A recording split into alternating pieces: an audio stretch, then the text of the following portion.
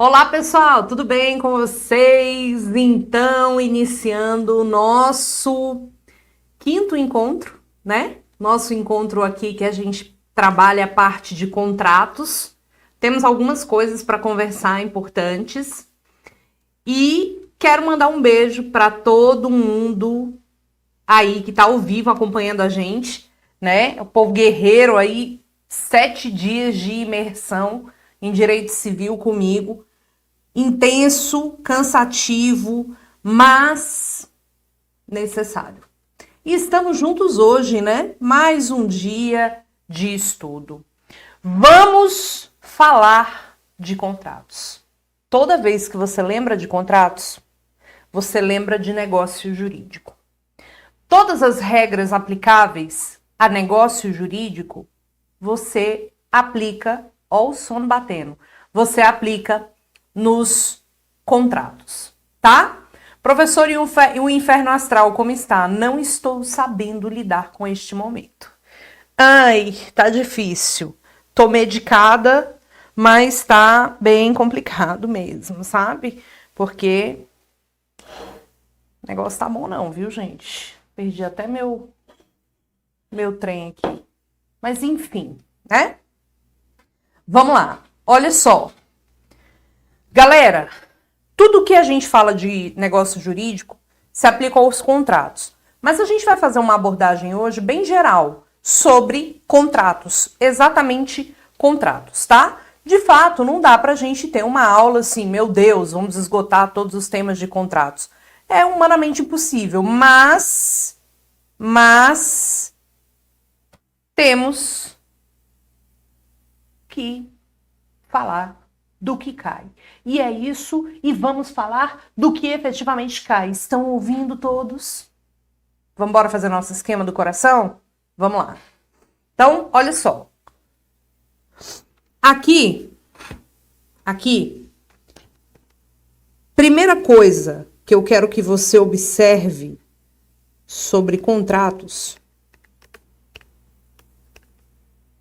é um ponto bem importante.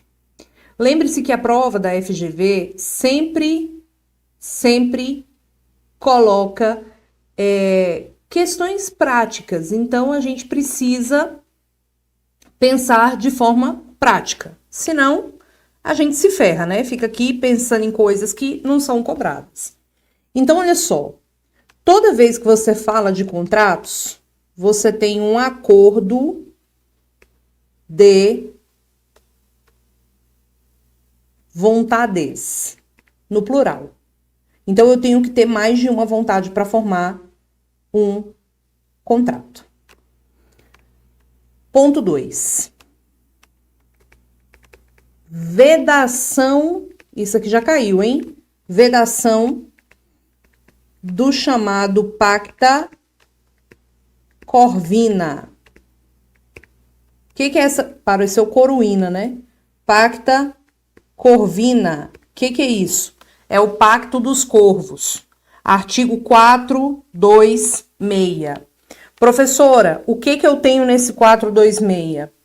A possibilidade de contratualizar herança de pessoa viva. O Código Civil estabelece que não pode ser objeto, não pode ser objeto de contrato herança de pessoa viva. Como que isso aqui foi cobrado pela nossa FGV. Bom, caiu uma questão exatamente assim. Não pode ser objeto de contrato herança de pessoa viva. Perfeito, você já entendeu isso aqui. Agora imagina uma prova que coloca exatamente o seguinte. João é filho de um cara muito rico. Tipo, muito rico. E aí, o que ele faz? Precisando de dinheiro, ele chega pro amigo dele e fala: amigo, seguinte é esse. Você sabe que quando meu pai morrer, dizendo João, eu vou ganhar uma bolada de herança. Vou ganhar, assim, muito dinheiro. Cara de que meu pai é rico, milionário. Mas eu tô precisando de dinheiro agora. Então vamos fazer um acordo? Você me dá 500 mil hoje. Eu faço um contrato com você, transferindo para você os meus direitos na futura herança de meu pai. O que nós vamos ter aqui? Um pacto dos corvos. Corvo é aquele que fica esperando a morte ali do coleguinha para comer a carcaça. O que o Código Civil fala? Não pode ser objeto de contrato herança de pessoa viva. Não pode ser objeto de contrato a herança de pessoa viva. Roberta, o que a banca quis saber nesse caso? Contou a história para você e falou, examinando, esse contrato é válido? Claro que não, claro que não. Se você faz um contrato violando o artigo 426, que é esse que não pode ser objeto de contrato, herança de pessoa viva, você vai ter, olha lá, não pode ser objeto de contrato, herança de pessoa viva.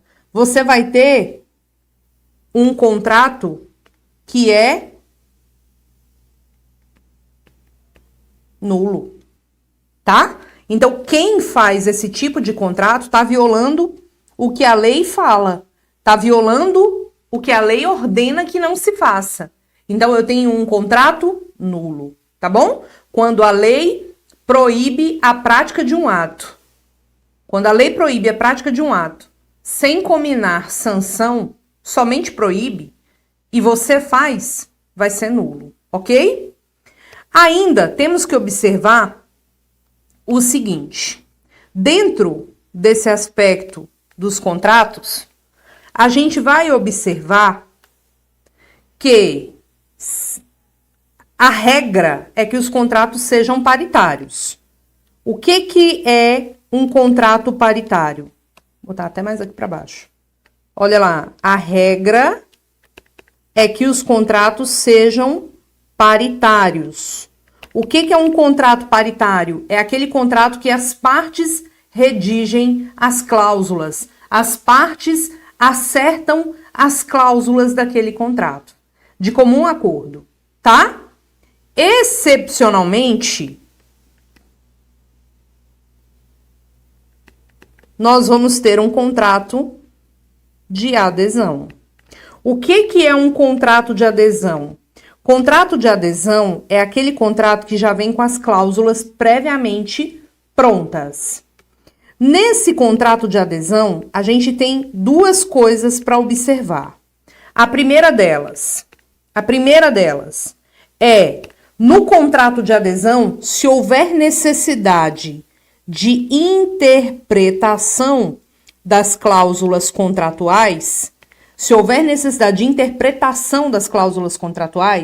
essa interpretação deve acontecer de forma mais favorável ao aderente. Então, vamos lá. Se você chega para fazer um contrato e a pessoa já tem as cláusulas do contrato previamente pronta, isso não é ilegal. É legal, é normal até. É mais comum do que deveria, mas é normal. Você tem um contrato de adesão. A pessoa vai aderir às cláusulas do outro, vai anuir as cláusulas do outro. Só que, eventualmente, numa necessidade de interpretação dos contratos, se caso haja essa necessidade, essa interpretação deverá ser mais favorável ao aderente. Deverá ser mais favorável àquele que aderiu às cláusulas, ou seja, aquele que não redigiu as cláusulas, tá? Para evitar ali injustiça. Aí, também, quando a gente fala de contrato de adesão, eu quero que você observe que são nulas as cláusulas, são nulas de cara as cláusulas que estipulem,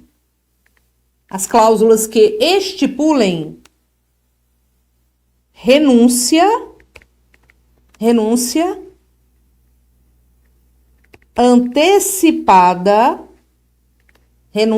antecipada de eventuais direitos. Tudo bem? Então, se num contrato de adesão tem uma cláusula lá dizendo que o aderente está renunciando a determinado direito, essas cláusulas são completamente nulas, ok? Então, a regra é o contrato, na verdade, paritário. Excepcionalmente, nós vamos ter contrato de adesão. Até aqui, tudo bem? Quando a gente fala de contratos de cara, você tem aqui, óbvio, a autonomia da vontade, né? A gente tem uma autonomia da vontade. Roberta, o que significa autonomia da vontade? Eu posso contratar com quem eu quiser, sobre o que eu quiser, da forma que eu quiser, colocando a cláusula que eu quiser, né? Da forma que eu querer, colocando a cláusula que eu querer. Eu posso, tranquilo. Só que você não pode passar por cima de determinados preceitos. Exemplo, função social do contrato, boa-fé. Então, a gente tem uma autonomia da vontade, mas a gente tem uma autonomia da vontade que é o quê? Limitada. A autonomia da vontade aqui é uma autonomia da vontade limitada. A função social, a questão da boa-fé objetiva, tá bom? Um beijo para todo mundo que tá aí acompanhando, fico muito feliz com a presença de vocês. Dá uma moralzinha para mim lá no Instagram. Meu Instagram, vou até colocar aqui, ó, é @prof. Roberta Queiroz. E o meu canal aqui do YouTube, que tem muitas aulas minhas, é Direito como Nunca Se Viu, tá? Direito como Nunca Se Viu. Pois bem, tem até gente fazendo compras no mercado e assistindo a aula, né? Pois é isso mesmo. Tudo bem? Então, autonomia da vontade. Roberta, saquei aqui a ideia, captei a vossa mensagem. Olha o meu WhatsApp aparecendo ali, né? Captei vossa mensagem. Mas eu quero te dizer uma coisa bastante importante. Os contratos são, dá o print nessa tela aí que eu vou mudar a tela, para eu escrever mais. Deu o print? 3, 2, 1. Os contratos possuem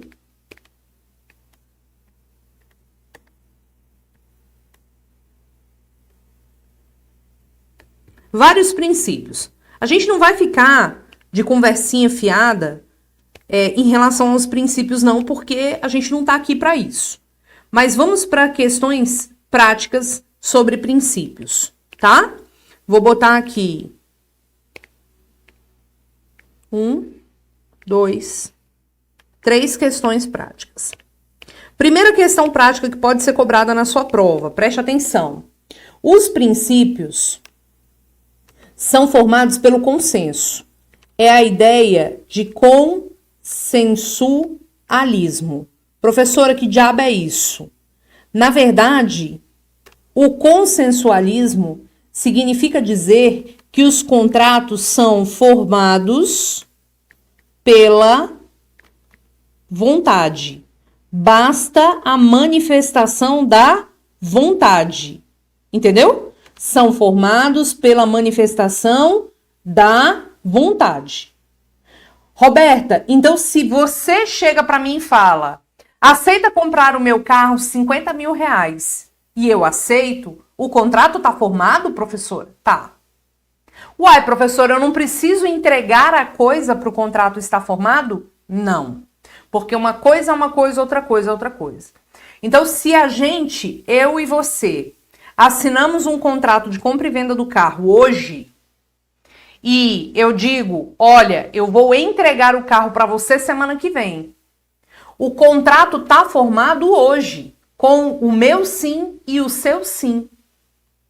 Eu não posso compreender que um contrato de compra e venda é formado a partir da entrega da coisa, da tradição da coisa. Porque a gente já estudou isso. O que, na verdade, se transmite com a tradição é a propriedade do bem. Não é você celebrar o pacto, não é você fazer o contrato. Então, o contrato, via de regra, é formado pela manifestação de vontade. Os contratos são consensuais. Eu disse sim, você disse sim, acabou. Acabou. Tá formado. Uma exceção aqui, uma exceção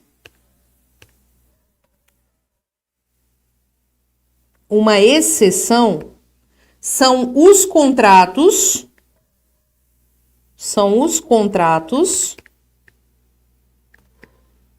que se formam com a entrega da coisa. Tá? Com a entrega da coisa. Porque não faria muito sentido para esses contratos que se formam com a entrega da coisa não se formarem com a entrega da coisa, mas com a manifestação de vontade. Então, se eu falo para você assim, presta atenção, aceita comprar o meu carro 50 mil reais. Aí você diz, sim, aceito. Aí você aceitou. Eu fiz a proposta. Você aceitou. Pronto. O contrato está formado. Eu não preciso entregar o carro para você, nem você me entregar o dinheiro para formar o contrato.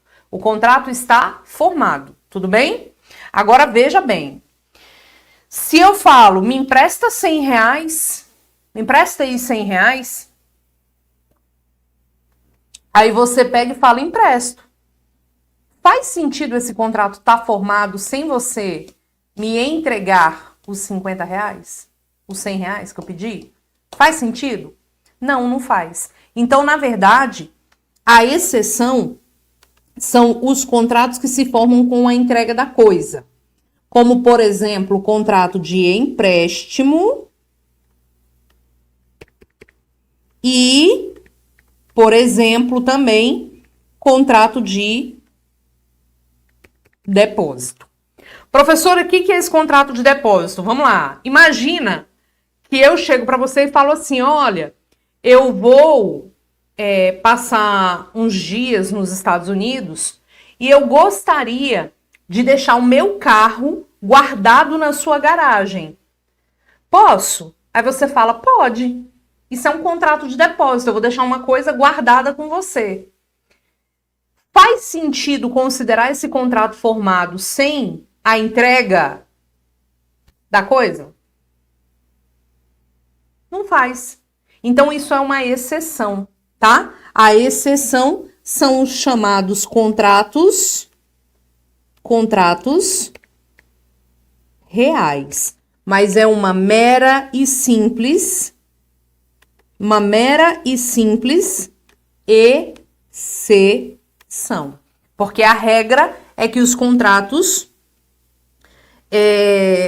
são formados pela simples manifestação de vontade, ok?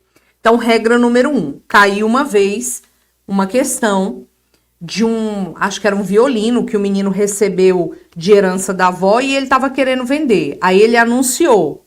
Aí uma pessoa foi lá e falou, aceito comprar.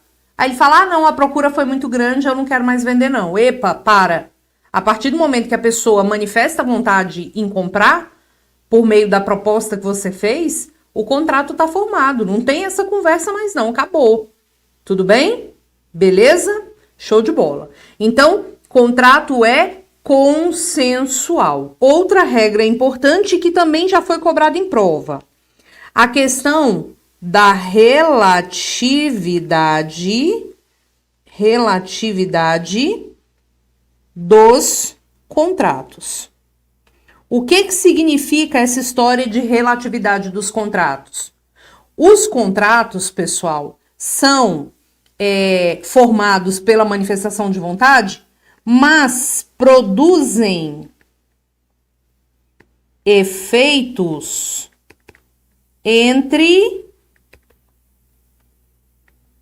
as partes, ou seja, entre contratante e contratado, ok? Entre contratante e contratado.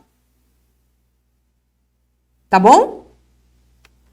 Roberta, produz efeito entre contratante e contratado. Básico. Isso aqui é básico. Mas essa regra também tem exceção. É possível, excepcionalmente,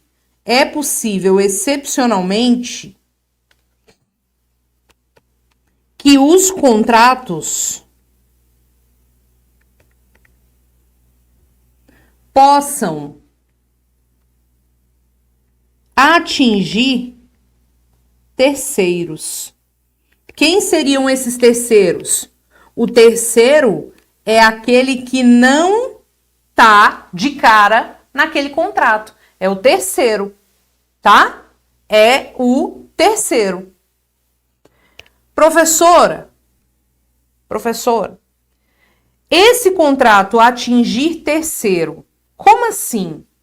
Gente, nós temos 3 possibilidades de um contrato atingir um terceiro. 3 possibilidades.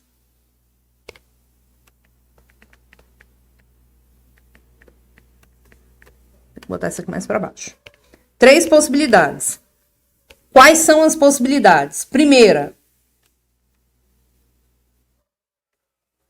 estipulação em favor de terceiro, artigo 436 a 438. Calma que eu vou dar exemplo de cada um para você, tá? Promessa de fato de terceiro, promessa de fato de terceiro, artigo 439, 440 e o famoso contrato com pessoa a declarar. Artigo 467 a 471. Roberta, me explica aí, me dá informação sobre cada situação dessa. Vou dar agora. Vamos lá.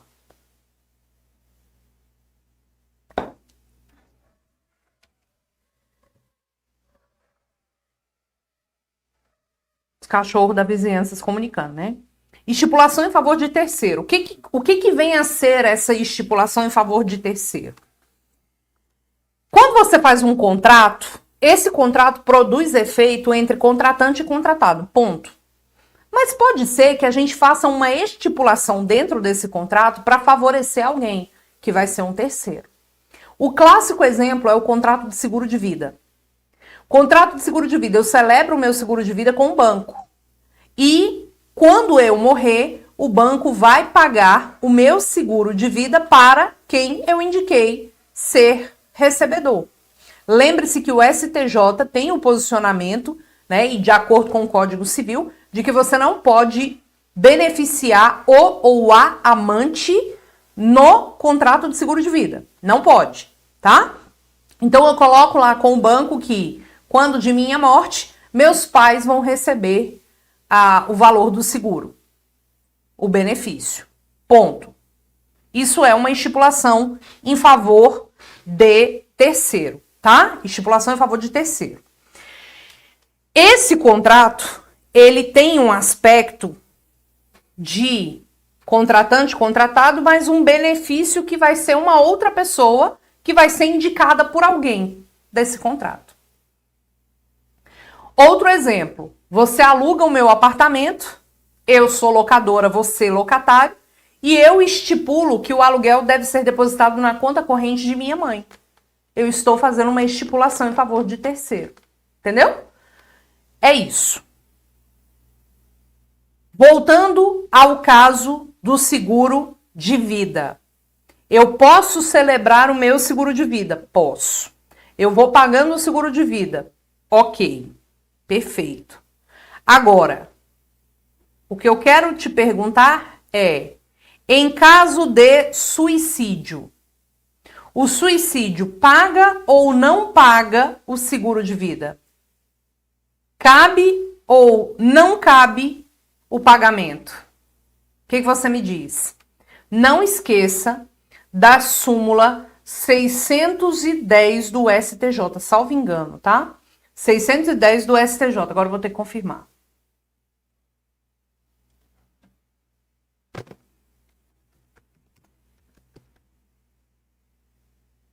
Súmula 610 do STJ. O que diz a súmula? O suicídio cometido nos 2 primeiros anos de vigência do contrato de seguro de vida não autoriza o pagamento do benefício. Apenas o direito à reserva técnica formada, tá? Ó, o pessoal aí, craque na questão do seguro de vida. Então, suicídio cometido nos 2 primeiros anos do contrato de seguro de vida não autoriza o pagamento do benefício, tá bom? Ah, Roberto, o suicídio foi premeditado ou não foi premeditado, não importa. O seguro cometido nos 2 primeiros anos, nada feito. Tudo bem? Show de bola? Beleza. Agora, vamos falar de uma outra coisa ainda relacionada ao contrato de seguro de vida. Isso aqui é uma revisão, tá, gente? Outra coisa relacionada ao contrato de seguro de vida. Bebeu, chapou o coquinho, pá! Vou dirigir doidão. Idiota, né? Porque a pessoa que faz isso é um idiota. Vou dirigir doidão aqui. Aí, porque estava bêbado e pegou o volante, essa pessoa bate o carro e morre. O seguro de vida paga? Paga. Ok? Então, embriaguez ao volante ou embriaguez que ocasione a morte da pessoa, o seguro de vida vai pagar. Ponto. Porque tem gente que fala, não vai pagar não, porque na verdade a pessoa bebeu e fez uma merda dessa, então não vai pagar não. Paga, ok? Então, beleza. Agora, o que é a promessa de fato de terceiro?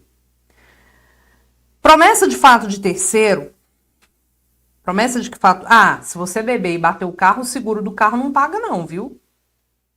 Bater o carro, o seguro não paga não. Promessa de fato de terceiro. O que é essa promessa de fato de terceiro? Quer que eu anote isso aqui? Vou botar aqui, ó. Não esqueça da súmula 610 do STJ, tá? Promessa de fato de terceiro. Professora, o que é essa promessa de fato de terceiro? É você prometer que alguém vai fazer alguma coisa. Se você promete que alguém vai fazer alguma coisa, meu amigo, vai dar ruim pra caramba. Tipo, para um caramba. Por quê? Se a pessoa não fizer, quem responde é você. Eu sempre dou o mesmo exemplo, que é o mais fácil para você lembrar de mim. Eu tenho uma empresa que organiza festa. Você está procurando alguém para organizar sua festa de casamento. E eu falo para você, se você fechar comigo, eu vou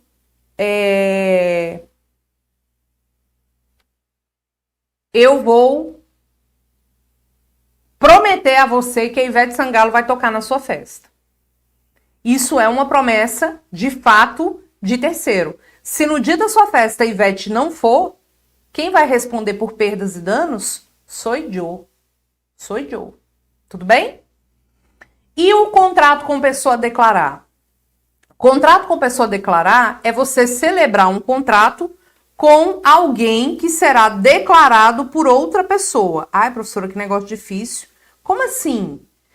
Imagina que eu quero fazer uma doação para uma instituição de caridade. Só que eu não conheço nenhuma instituição de caridade. Aí eu falo, olha, gente, vou fazer a doação aqui de 10 mil reais para uma instituição de caridade a ser indicada pelo Heloísio. Pelo Heloísio, que está ali assistindo a gente, Heloísio Queiroz. Ora, eu estou fazendo um contrato de doação com uma pessoa que será declarada pelo Heloísio. É isso.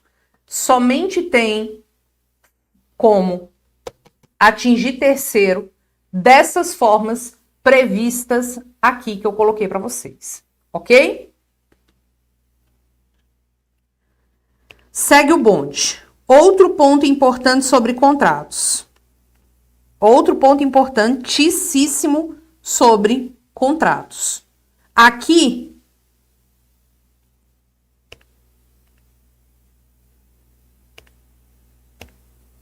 eu coloco para vocês, sem medo de ser feliz, o quê?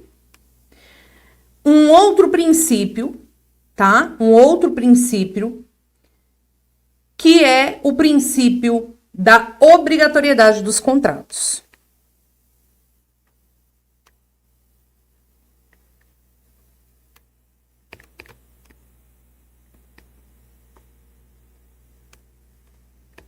Princípio da obrigatoriedade dos contratos.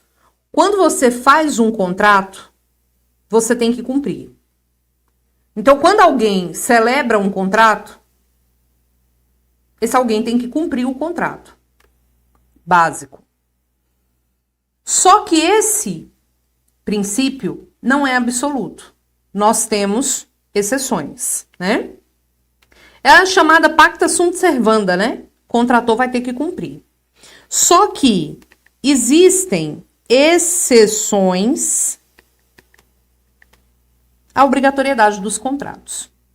Eu tenho uma exceção muito tradicional e uma exceção moderna. O que é a exceção muito tradicional? Fortuito ou força maior. Se aconteceu um fortuito ou uma força maior, um fortuito ou força maior, você não precisa cumprir o contrato. Exemplo, eu vendo o carro para você e você paga pelo carro e eu tenho que te entregar o carro no dia 10. Acontece que no dia 5 deu uma forte enchente que destruiu a cidade. E com isso destruiu o carro também. Deu perda total no carro. Aí eu vou ligar para você e vou falar, ó, deu ruim. Deu uma enchente aqui, destruiu o carro, não vou poder te entregar o carro, por causa de que o carro foi destruído. Entendeu? Isso é um fortuito ou força maior. Tradicionalmente, fortuito ou força maior sempre foi uma situação de não cumprimento do contrato. Por quê? Porque é um extraordinário, é uma situação que ninguém tinha possibilidade de prever, tá bom? Mas, pelo Código Civil moderno, a gente tem um outro ponto que é uma exceção ao cumprimento do contrato, que é a questão da onerosidade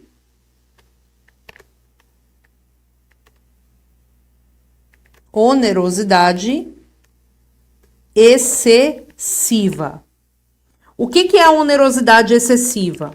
Onerosidade excessiva vai acontecer com base na previsão de dois artigos, o 317 e o 478, tá? O que é isso, professora? Quando acontecer uma situação de excepcionalidade, de imprevisibilidade, né? Vou botar aqui, ó. Quando acontecer algo imprevisível, excepcional e que gere um desequilíbrio do contrato, a gente pode pura e simplesmente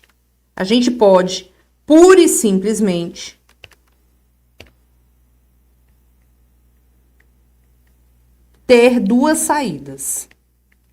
Por exemplo, a pandemia. A pandemia foi uma situação excepcional. Quem é que imaginava que a questão da pandemia ia acontecer? Quem é que imaginava isso? Ninguém. Então, a pandemia foi uma situação excepcional. E nos contratos de execução continuada ou diferida, que são aqueles contratos que se prolongam no tempo, tipo um financiamento, por exemplo, poderia ocasionar um desequilíbrio naquele contrato, tá? Poderia ocasionar um desequilíbrio naquele contrato. Quando isso acontece, o que as partes podem pedir? As partes podem pedir, primeiro, a revisão contratual para tentar estabelecer, né, ou restabelecer o equilíbrio contratual. Mas se não for possível, você pode pedir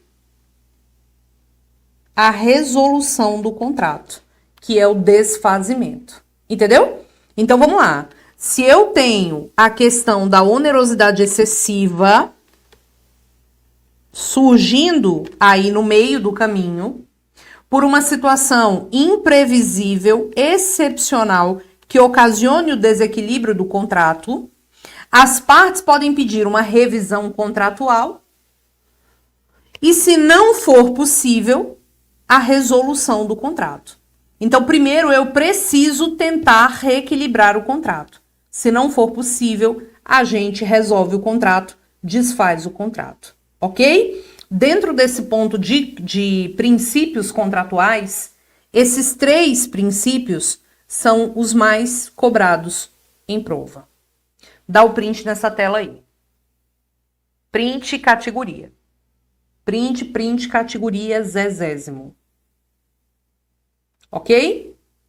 Outra coisa que sempre cai em contratos, que eu tô careca de falar já sobre isso, são as garantias. Eu vou fazer um esquema diferente. Vamos ver se eu dou conta. Vamos ver se eu consigo fazer aqui.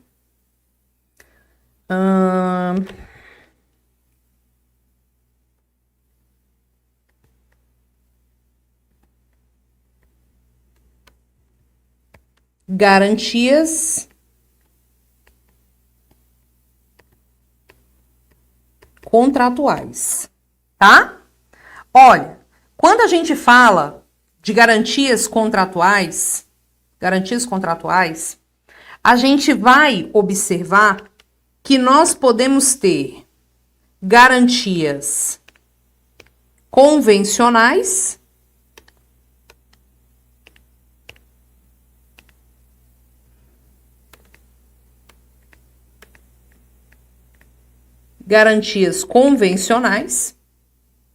e nós podemos ter garantias.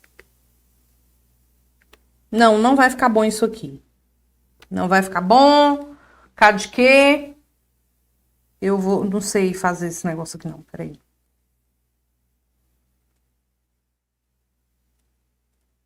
Vai ter que ser desse jeito que eu botei aqui. Garantias contratuais. Garantias contratuais. Nós temos duas formas de colocação de garantias contratuais nos contratos. Nós vamos ter a forma convencional. O que são as garantias convencionais? E vamos lá. Não estou falando de Código de Defesa do Consumidor. Isso aí fica com a Paty. Não tem nada a ver comigo, tá? Não tem nada a ver comigo. Então, a gente não tá falando aqui de CDC. A gente tá falando aqui de Código Civil. Pois bem, nós vamos ter as garantias convencionais, que são aquelas fixadas pelas partes de forma voluntária. Podem ser variadas garantias, né? Por exemplo, eu vendo o carro para você e coloco uma garantia de 3 meses. Falo, olha, eu vou te dar uma garantia aqui do carro de 3 meses. Pronto. Isso é uma garantia convencional. Mas nós temos as garantias legais. E o que interessa pra gente são exatamente essas. As garantias legais são impostas pela lei e são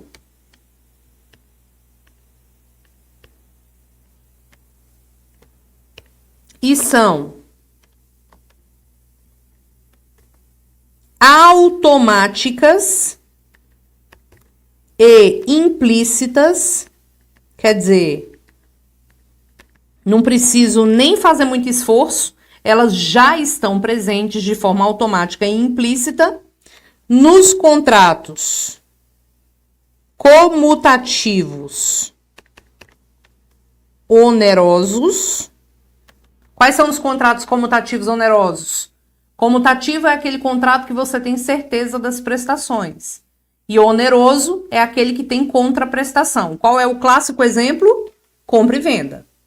Então, eu tenho a previsão aqui nos contratos comutativos onerosos e também na chamada doação onerosa. Não gosto desse termo, porque nenhuma doação pode ser onerosa. Mas o que vem a ser uma doação onerosa, professora? É a doação com encargo. É diferente da doação pura. Exemplo, te dou a casa. Isso é uma doação pura. Te dou a casa. Doação pura. Agora, se eu falo, te dou a casa para que você institua uma creche. Isso é uma doação onerosa. É uma doação que impõe um encargo, ok? Então, essas cláusulas aqui que eu vou falar com vocês são cláusulas automáticas e implícitas nos contratos comutativos onerosos, ok? Nos contratos comutativos onerosos e na doação com encargo. E quais são essas cláusulas aqui? Vício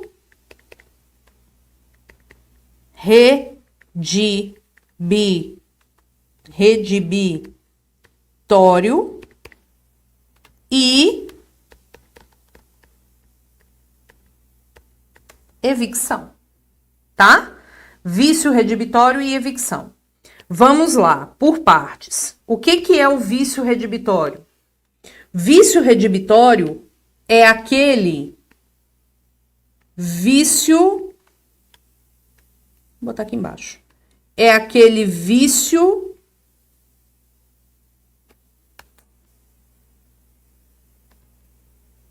oculto.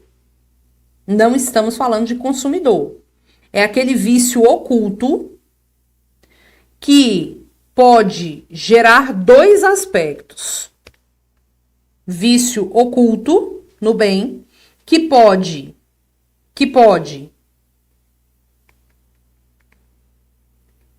impedir o fim do bem.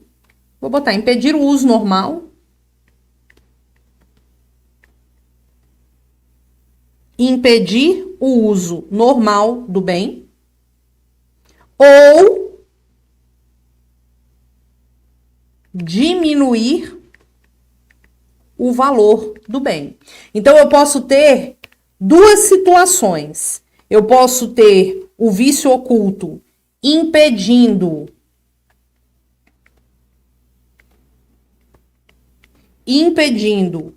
o uso normal ou diminuindo o valor.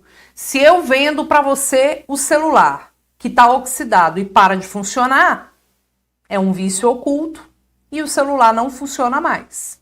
Então, é um vício que impede o uso normal do bem. Agora, se eu tenho...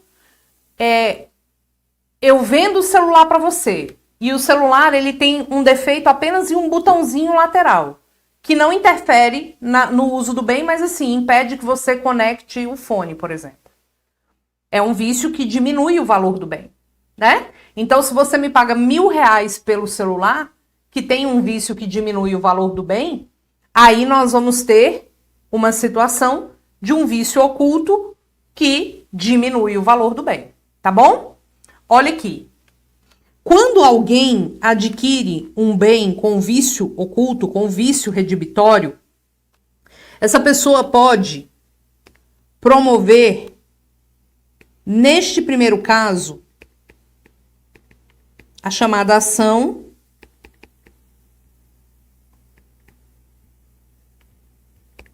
redibitória. Para que serve a ação redibitória? Para desfazer o negócio. Redibir significa desfazer o negócio. Professora, e o que é para diminuir o valor? Quando você tem um bem que você adquiriu, que a venda tá por R$1.000, mas pelo vício redibitório aqui no celular, o valor do celular deve estar por volta de 800 e não R$1.000. Então, eu quero um abatimento no preço. Quando diminuir o valor, o que você vai alegar? O que você vai alegar? Você vai propor uma ação estimatória, que também é chamada de quanti minores. Vou botar aqui, ó. Ou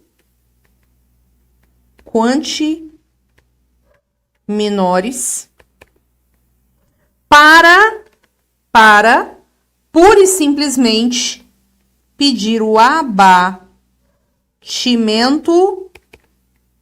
no preço. Entendeu? Pedir o abatimento no preço. Só que a banca adora perguntar prazo. Ai, professora, que saco. Não sei se vocês fizeram uma questão da banca de vocês, da prova, da UAB, uma prova que teve, que caiu uma questão sobre uma mesa com cupins. Quem fez essa questão, manda aqui no chat pra mim, fala que fez e que lembra.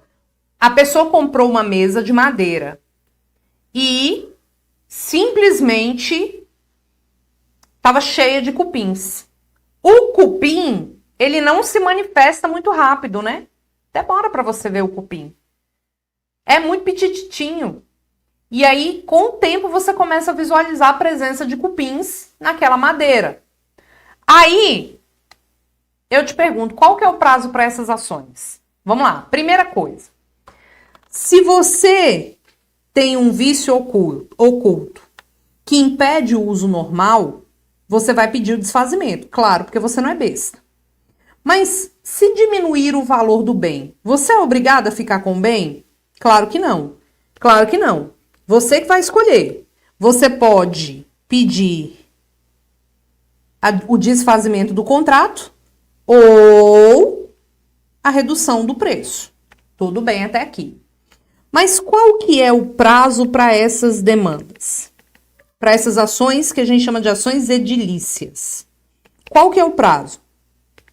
Se o bem for um bem móvel, ou for um bem imóvel. O prazo para essa ação, e esses prazos são sempre de decadência, ou seja, passou, perdeu, já era, vai ser 30 dias, se o bem for móvel, 1 ano, se o bem for imóvel. Mas, professora, como, por exemplo, o caso do cupim. O cupim, ele não se manifesta assim de cara, né? Quando você pega a mesa. Quando o vício é muito, muito oculto, a gente aumenta o prazo para 180 dias para a ciência, tá? Então, o cupim, se ele se manifestar com 60 dias, manifestou, você teve ciência do cupim, você tem mais 30 dias para ação judicial. Qual ação? A que você definir ali, redibitória ou estimatória. Em se tratando de imóvel, o prazo de decadência para a ação é de 1 ano. E eu aumento para 1 ano a possibilidade de exercer a ciência. Então, você comprou um imóvel, tá com uma infiltração, você tem 1 ano para identificar o vício. Identificou, você tem 1 ano para ajuizar a ação. Ok? Então, cuidado com essa questão do prazo, porque a banca de vocês não ama, não. Ela, né? Não gostei, asmei. Ela é mais ou menos nesse sentido aí. E aí eu vou te fazer uma perguntinha bem básica aqui. Bem básica. Quem vendeu não sabia do vício redibitório. Quem vendeu a mesa para você não sabia do vício redibitório. A pessoa que vendeu a mesa para você vai responder pelo vício redibitório? Se ela não sabia, o que você me diz? E se ela sabia? Responde pelo vício redibitório? Cuidado com esse negócio de sabia e não sabia. Porque se quem vendeu, que a gente chama de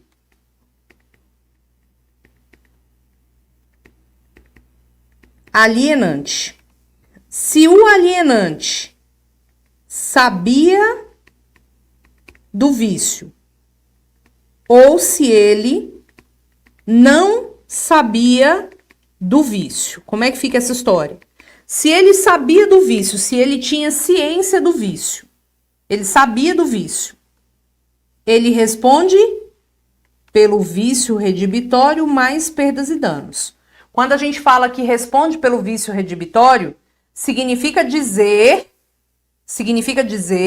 que ele pode ter que desfazer o contrato ou pedir o abatimento no preço, a depender do adquirente que vai escolher o que ele quer, só que ele ainda vai responder por perdas e danos. Agora, se ele não sabia, ele responde somente pelo vício redibitório. Então, o alienante, ele sempre real, oficial, responde pelo vício redibitório, dentro desse prazo, tá bom? Professora, eu comprei um carro numa loja, que foi uma dúvida de alguém aí que me mandou.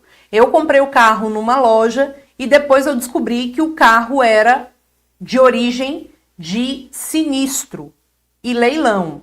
Quando as pessoas batem os carros, que a seguradora dá PT, por exemplo, esses carros ficam para a seguradora, né? A seguradora paga, indeniza lá o segurado, os carros ficam para a seguradora, aí aí a seguradora pega e faz um leilão desses carros, vende o carro. Aí alguém compra, conserta o carro e vende. Geralmente, esses carros de leilão, você não consegue fazer o seguro do carro depois, porque ele tá com sinistro. Às vezes passa no laudo do Detran e tudo mais, mas às vezes não consegue fazer o seguro do carro mais. Só que isso é um vício oculto. E isso é um vício oculto que reduz o valor do bem. Se você compra um carro assim, você tem duas opções. Ou você desfaz o contrato, ou você pede o abatimento no preço. E a loja muito possivelmente sabia. Você ainda vai pedir perdas e danos. Entenderam isso? Entenderam? Agora, o vício redibitório é uma garantia que a gente chama de garantia material. Porque é uma garantia no próprio bem, né? É uma garantia em relação à própria coisa, objeto do contrato. Agora, o que é evicção? A evicção é uma garantia jurídica, tá? É uma garantia jurídica. E professora, o que rola? O que rola nessa história de evicção? 5 minutinhos só para eu tomar uma água aqui, que a garganta já tá pegando fogo, e eu volto. Você não saia daí. Pois eu tô te vendo. Se você sair, o celular vai cair no vaso do banheiro químico quando você for em algum lugar por aí.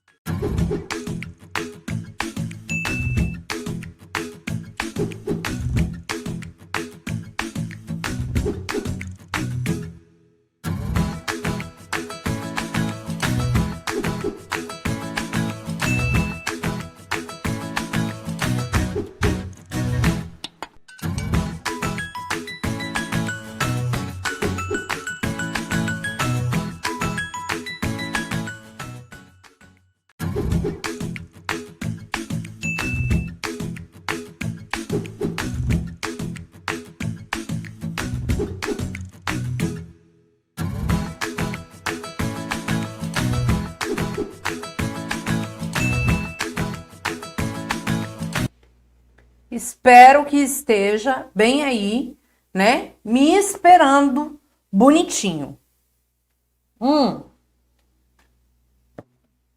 Pois vamos. O que é evicção? O que constitui essa tal dessa evicção? Vamos aqui no material. Olha aqui, ó. Evicção. Evicção é uma garantia jurídica contra a perda do bem. A perda do bem. Professora, como assim a perda do bem?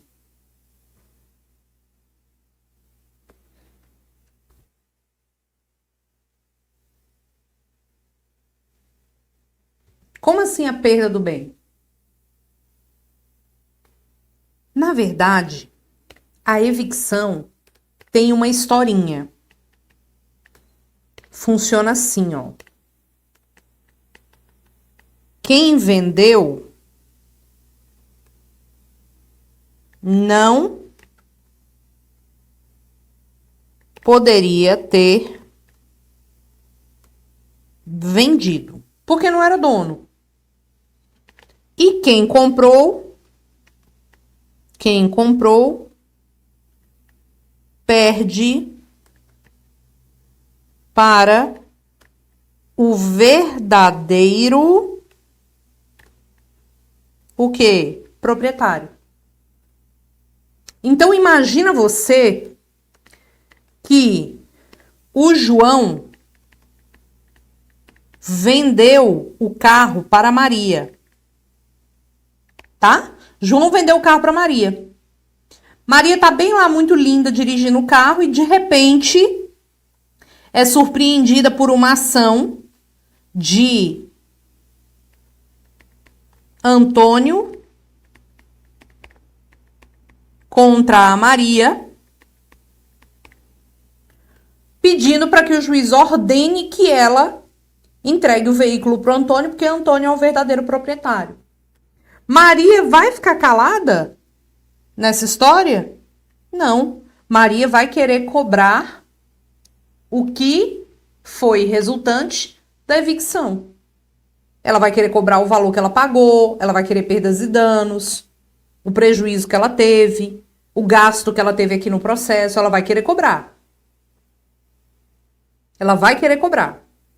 Professora, ela tem duas opções. Uma lembra o processo civil, que é o quê? Maria poderá denunciar a lide e o João. O que é a denunciação da lide? Aquela intervenção de terceiro que você pode agir em regresso. A Maria, dentro da mesma ação, a Maria chega e fala assim: juiz, seguinte é esse, se eu for condenada nessa merda aqui, a perder o carro a favor do Antônio, eu quero que Vossa Excelência condene o João a me indenizar, porque eu comprei dele. Então ela pode fazer isso dentro do mesmo processo. Isso é o fenômeno da denunciação da lide. Mas eu te pergunto, o que a Raquel fala com você lá no processo civil? Existe denunciação da lide? Existe denunciação da lide obrigatória? O que você me diz? Existe denunciação da lide obrigatória? Claro que não. Não existe denunciação da lide obrigatória. A denunciação da lide é opcional. Então a Maria pode denunciar a lide ou ela pode esperar levar o ferro nessa ação. Se ela perder a ação, ela movimenta uma ação autônoma contra o João. Até porque a gente sabe que não corre prazo prescricional quando pendente uma ação que discuta a evicção, como é o caso da ação do Antônio contra a Maria. Tudo bem? Certo? Meu Brasil brasileiro? Ficou fácil, não ficou? Essa professora é top. Diga que me ama. Diga se lhe deixei faltar amor, se o meu beijo é sem sabor. Se não fui dando pra você, diga. Vai, fala. Fala. Só te contar uma parada. Ah, professora, lá vem você com fofoca. Não, não é fofoca. Mas é uma informação.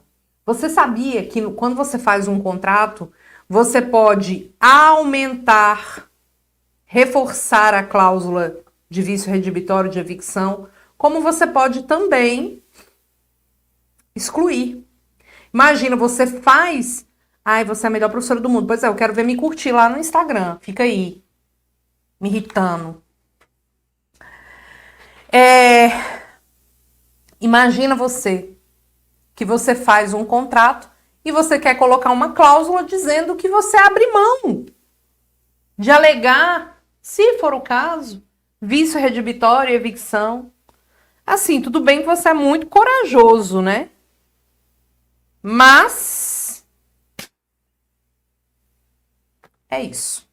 Pode ser. Pode ter uma cláusula que aumenta, pode ter uma cláusula que reduz, pode ter uma cláusula que exclui.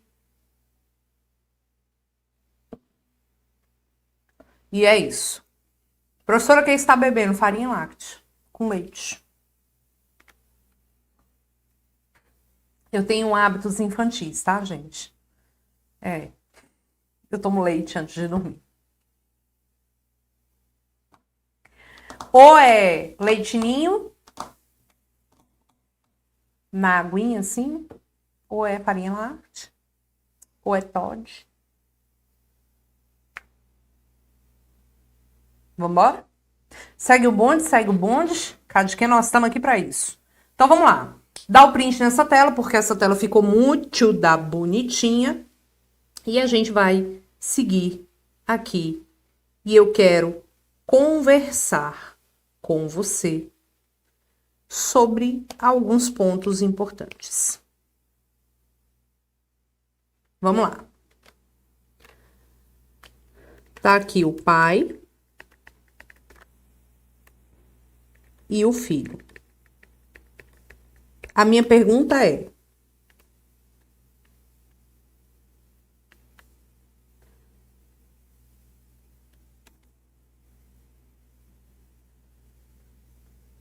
quem me acompanha já sabe o que eu tô fazendo aqui, que ficou uma bosta.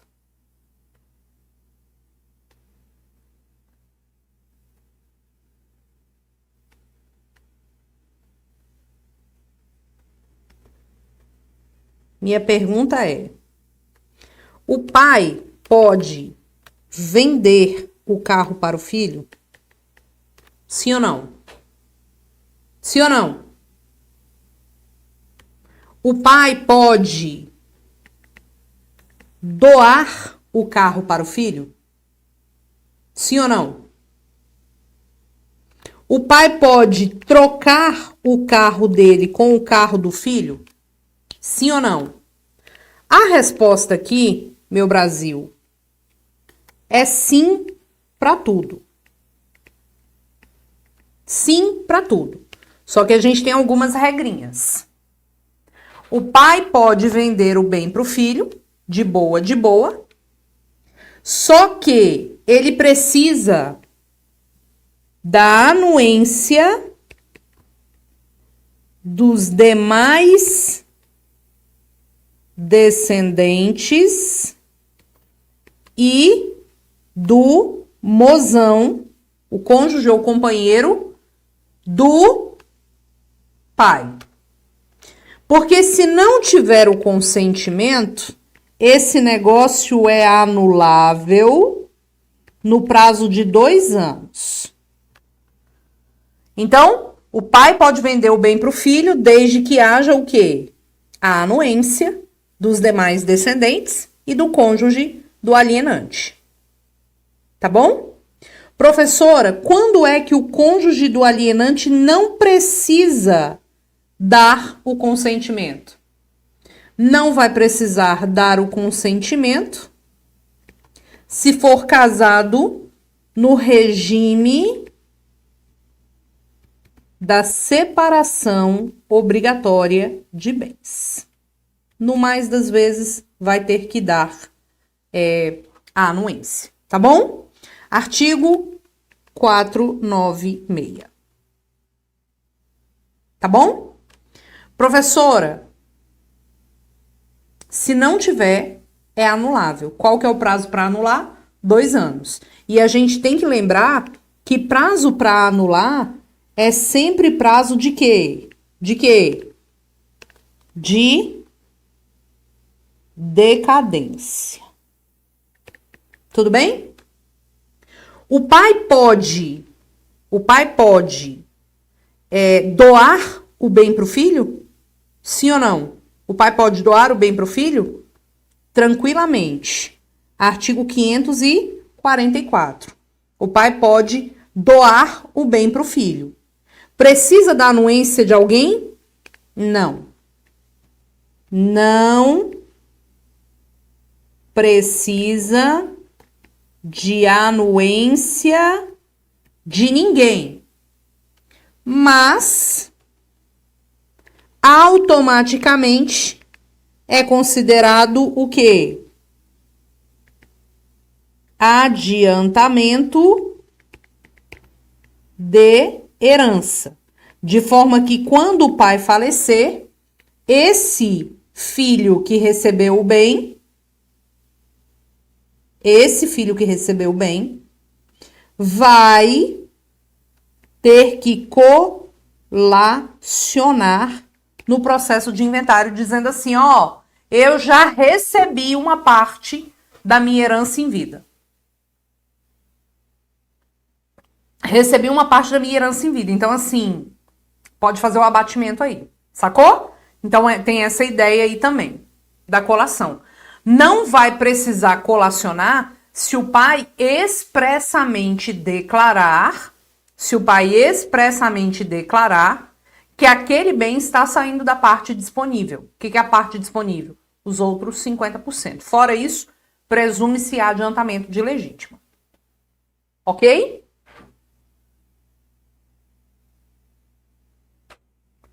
Professora, e trocar? Trocar o bem. O pai tem um carro e o filho tem um carro. E eles querem trocar aqueles carros. Professora, o que é a parte disponível? Parte disponível é o seguinte, quando você tem herdeiro necessário, você tem um patrimônio. 50% do seu patrimônio é chamado de legítima, é dos herdeiros necessários, obrigatoriamente. A parte disponível são os outros 50%. Aí você pode fazer o que você quiser com ela, inclusive testar para quem você quiser, tá? Então aqui eu quero o carro. Pode trocar? Artigo 533. Pode trocar? Pode. Roberta, para trocar, não tem nada assim demais, tá? Tem nada demais. Na verdade, para trocar, se os valores forem iguais, o carro do pai vale o mesmo valor do carro do filho, não precisa de consentimento.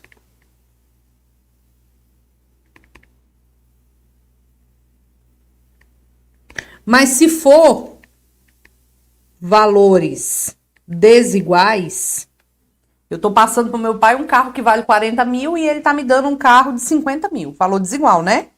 Eu aplico a mesma regra de compra e venda.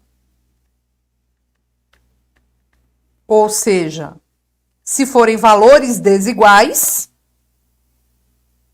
exatamente a gente vai ter aqui a regra da anuência dos demais descendentes e do cônjuge do pai, sob pena de anulabilidade.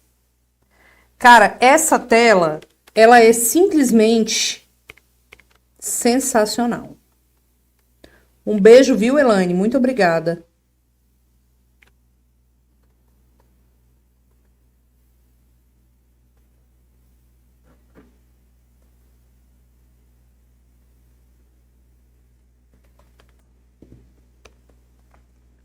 Tudo bem? Show de bola, de bola, de bola.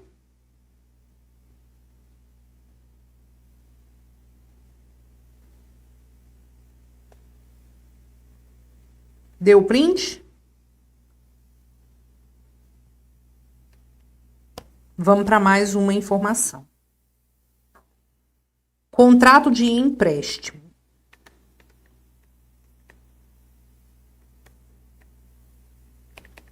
Eu tenho dois tipos de contrato de empréstimo. Reage que já tá acabando, tá? Eu tenho dois tipos de contrato de empréstimo.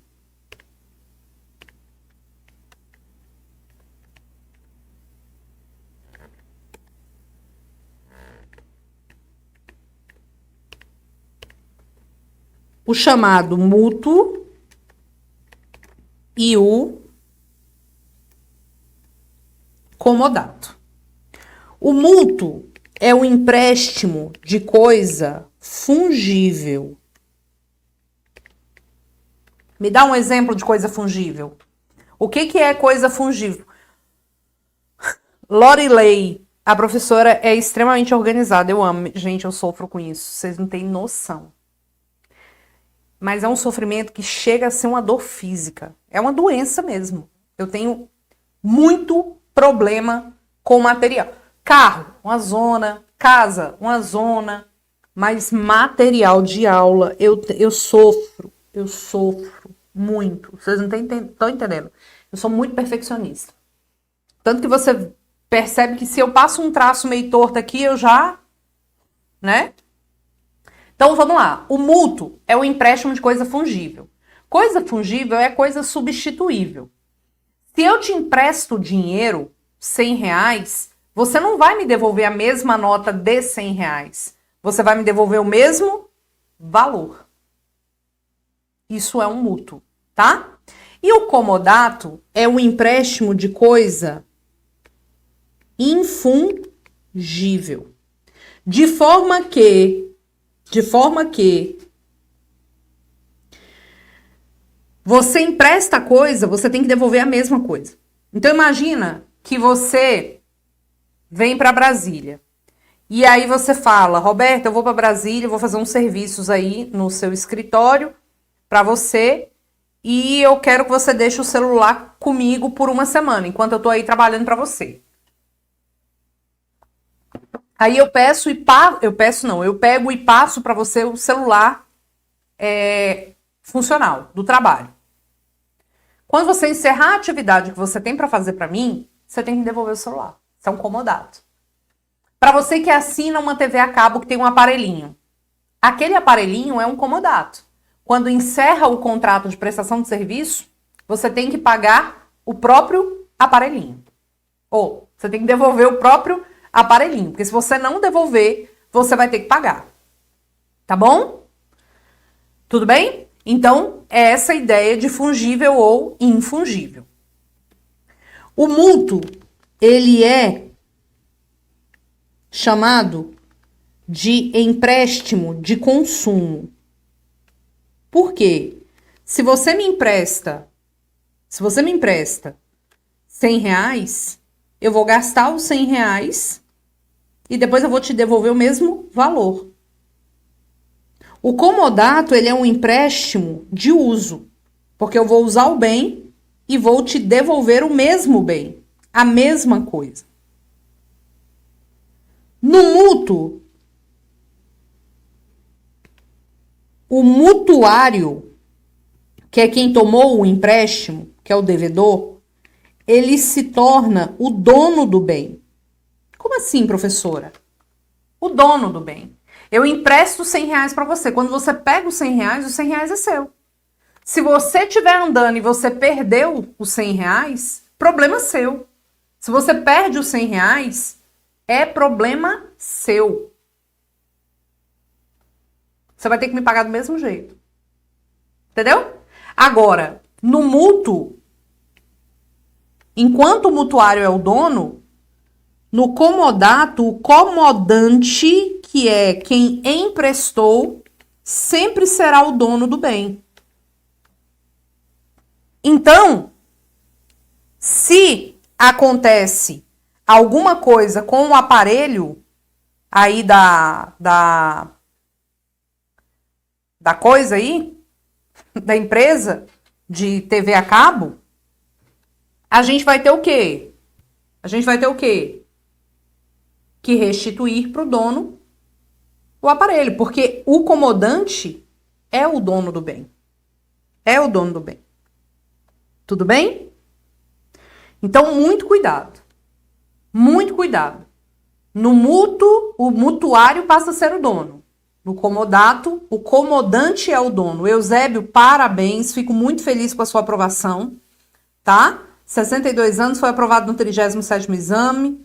Muito feliz, muito obrigada pela confiança e pela mensagem aqui, viu? Um beijo para você, que a advocacia seja muito frutuosa para você.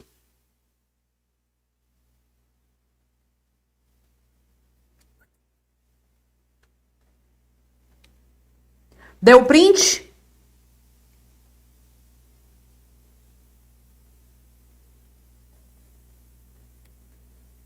Mais uma informação. Sempre cai. Corretagem.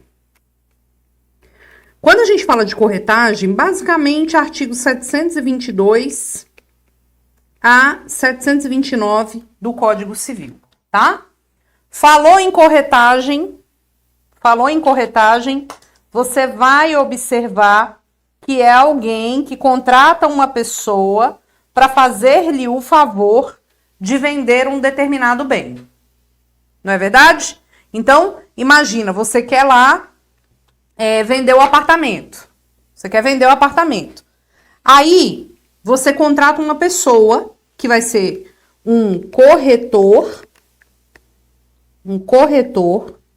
ou também chamado de intermediário, e esse corretor vai tentar promover uma venda. Vai tentar promover uma venda a favor do contratante. Tudo bem? A questão é, imagina você que a Maria contrata o João, corretor, para vender o apartamento que ela tem. João tá lá fazendo anúncio, o João tá lá, né, tentando promover a venda do imóvel, tentando achar um comprador e leva pessoas para verem um apartamento, etc. Um belo dia, Maria, em um churrasco de família, em uma festa, comenta que está vendendo um apartamento. E o primo dela, veja, sem a atividade do João, o primo dela resolve comprar. A pergunta que a FGV sempre faz é, nesse caso, se a venda for direta entre o dono e o comprador, a gente tem que pagar a remuneração do corretor? Tem que pagar a remuneração do corretor? O que você me diz? Tem que pagar a... Acorda, olha o caminhão da aprovação passando na sua rua, acorda! Tem que pagar a remuneração ou não? Depende. Eu só vou pagar a remuneração para o corretor se ficar consignada de forma escrita, não pode ser verbal. Ainda que na presença de 200 testemunhas, não pode ser verbal. Se ficar compactuado de forma escrita, a exclusividade, tá? Então, a remuneração será devida se constar cláusula de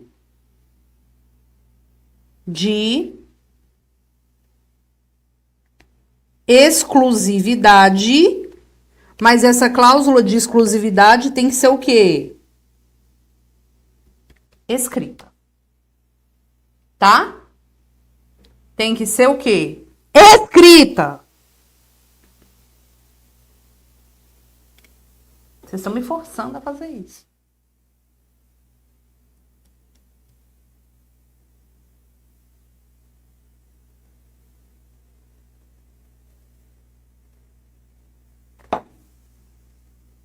Vamos seguir o bonde. Quero ainda falar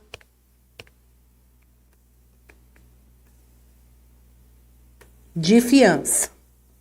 Professora, contrato de fiança.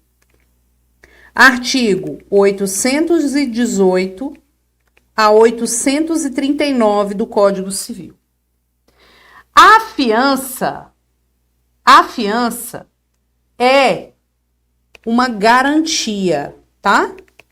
Fiança é uma garantia, que a gente chama de garantia fidejussória. A fiança é simplesmente um pacto acessório.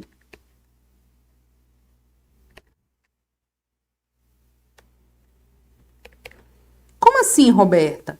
É um pacto acessório que visa garantir o cumprimento do pacto principal. Qual é o grande esquema aqui? Qual é o grande esquema da fiança? Imagina você, vou te dar o exemplo mais comum, que Maria é locadora do imóvel para o João, que é o locatário. João se comprometeu a pagar um aluguel de R$2.000 por mês. E ainda, vamos observar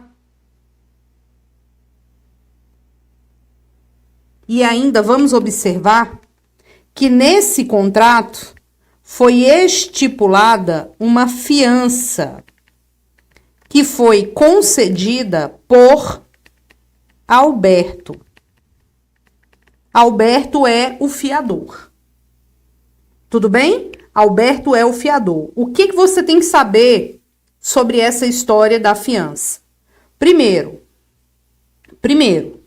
a fiança aqui é um pacto entre o credor, que neste caso é a Maria, e o fiador, que no caso é o Alberto. É um pacto acessório entre Maria e Alberto. A fiança sempre deve ser escrita. Então, se a prova cobrar de você assim, João prometeu ser fiador verbal, nada feito. A fiança, para ser realmente uma fiança, tem que ser por escrito. Tá bom? E o fiador pode responder com o próprio bem de família. Roberto, ele pode perder o bem de família, que é a casa que ele mora com a família dele? Pode. Isso consta na Lei 8.009, tá? É uma exceção. Então, perceba, se o Alberto se compromete a ser fiador, ele perde o próprio bem de família, caso a dívida não seja paga. Nossa, professora, que horror! Perde o bem de família? Perde. O locatário não perde, não. Então, quando aquela sua tia, gente fina, elegante e sincera, vem para você e fala assim: ô meu filho, titia precisava tanto de um fiador para alugar uma loja, para titia botar ali um comérciozinho. Aí você fala: tia, eu amo tanto a senhora que eu vou fazer o contrato de locação no meu nome e a senhora assina como fiadora, pode ser? Porque se der ruim, quem se ferra é ela, não é você. Porque o fiador perde o próprio bem de família, a única casa que ele tem. Ok? Se o fiador for casado, ele precisa da anuência, e essa regra vale para a união estável, ele precisa da anuência do cônjuge. Regrinha básica do coração.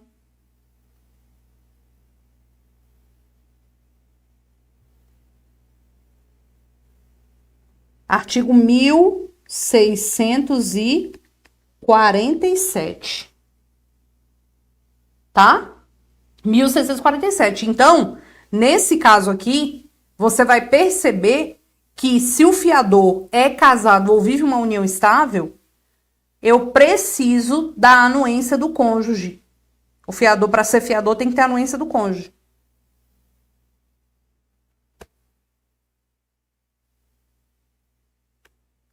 O fiador fica obrigado ao prazo do contrato. Fica obrigado ao prazo do contrato. Eventual prorrogação somente com a anuência do fiador. Ok? Somente com a anuência do fiador. Isso é uma súmula 214 do STJ.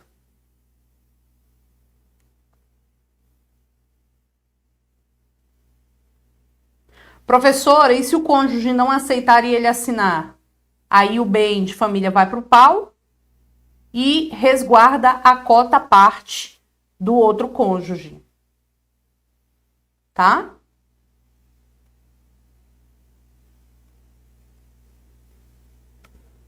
Professora, cadê a cereja do bolo aqui? Cereja do bolo. Cereja do bolo, porque o mais importante não é o bolo, é a cereja. Cereja do bolo. O fiador tem direito ao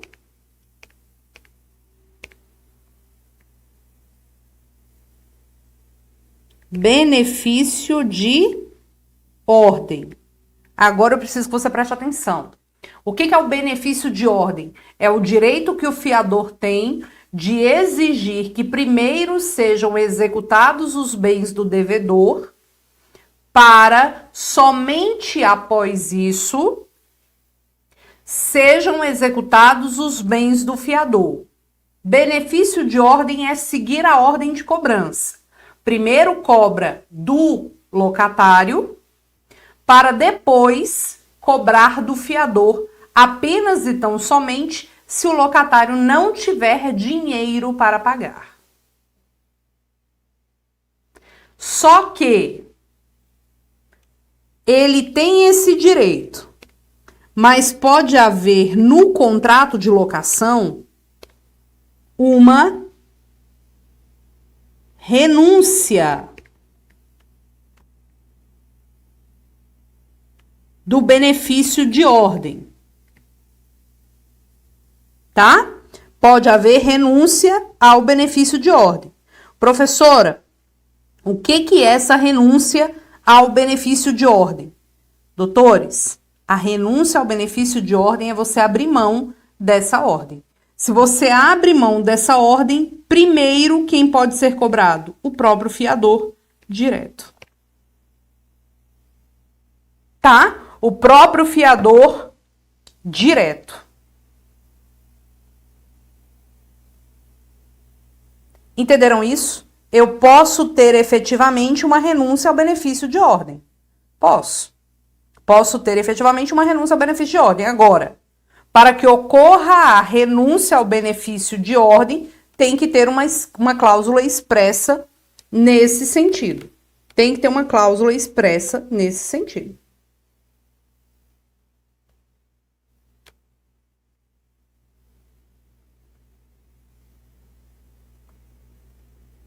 Certo? Mas dá o print aí nessa tela.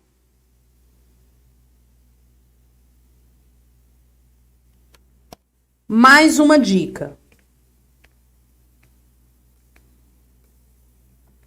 Jogo e aposta. Nós temos, pessoal, 3 tipos de jogo ou aposta. Nós temos os jogos permitidos,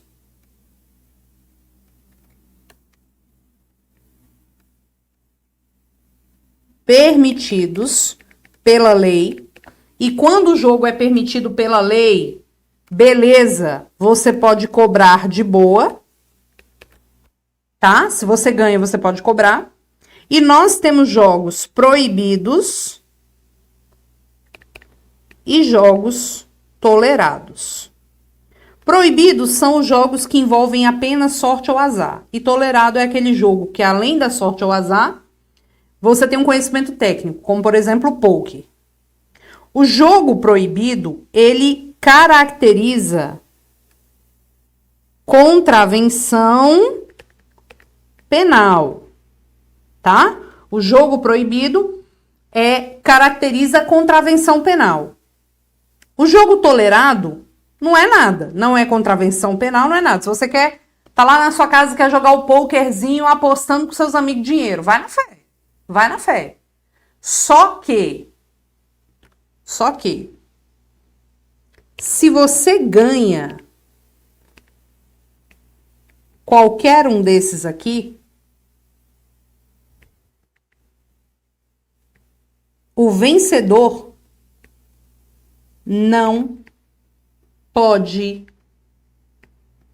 cobrar judicialmente a dívida. Sabe por quê? Porque é uma espécie de obrigação natural. Obrigação natural é aquela que simplesmente não pode ser cobrada. Agora, olha a pergunta que eu vou te fazer. Olha para esse material e olha a pergunta que eu vou te fazer. Se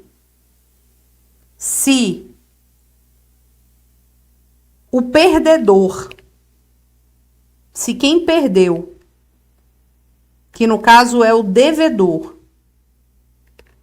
paga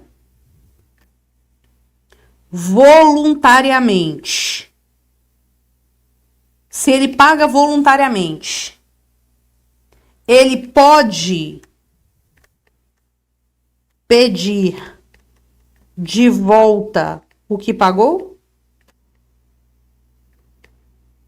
Se ele não sabia que não precisava pagar? Que não poderia ser cobrado? Ele pode? Sim ou não? Ele pode pedir de volta? A resposta aqui é um belo de um sonoro não. Professora, por que não?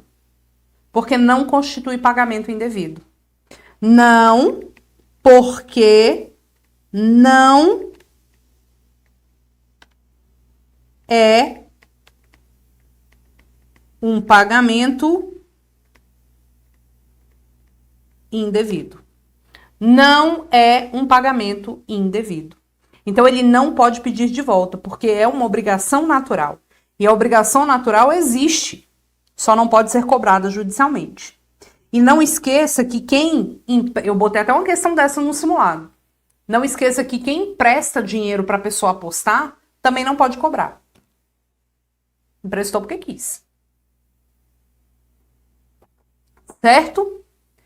Aí o cara vai lá para Vegas, aposta tudo em Vegas, aposta em mim, tudo em mim. Vai lá para Vegas, aposta em Vegas, não paga lá, vem pro Brasil, aí o cassino de lá ajuiza uma ação aqui de cobrança. Aí ele vem e fala, não vou pagar. De que, meu Brasil brasileiro? Aqui não pode cobrar dívida de jogo, não. Para, porque tá feio. Quando a gente fala de direito obrigacional, a lei que rege e regulamenta as obrigações são as leis do local onde ela é constituída. Se lá em Vegas pode e você vai para lá, meu amigo, a dívida existe e você pode ser cobrado aqui, porque o Código de Processo Civil permite que a ação seja ajuizada no Brasil quando se tratar de réu domiciliado no Brasil. Sinto muito. É tame, tá? Inclusive, consta na lei de introdução às normas do direito brasileiro. As obrigações são regidas pelas leis locais onde ela é constituída. Se você foi para o estrangeiro, jogou e lá podia jogar, é uma obrigação legítima. Aqui no Brasil pode ser cobrada. Não poderia se o cassino fosse aqui no Brasil. Senta e chora. Vamos voltar aos nossos slides para você dar aquele print maroto, categoria de contratos? Essas aulas estão lindas, hein? Sábado, na nossa revisão de véspera, vai dando print aí.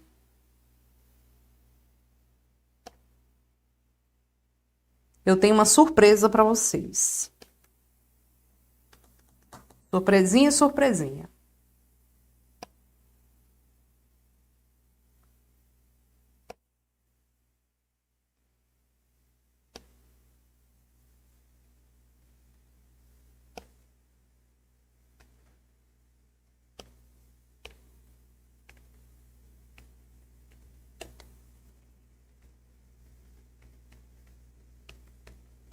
Love you para vocês.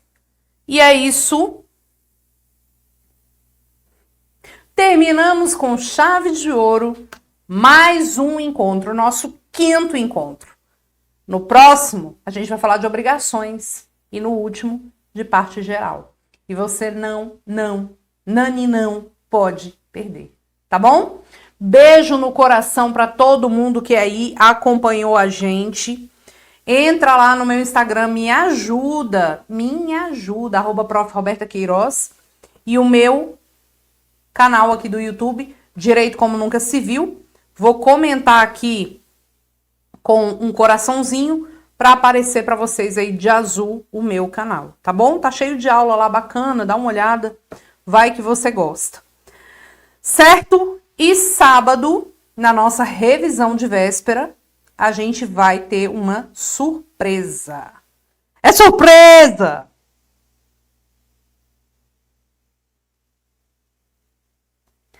Cirlande, civil desenhado e processo civil desenhado, tudo no GRAM. Tudo bem? Meus amores, beijo para vocês. Até o nosso próximo encontro, com a bênção de Deus e fé na caminhada, porque eu tenho certeza que vai valer a pena.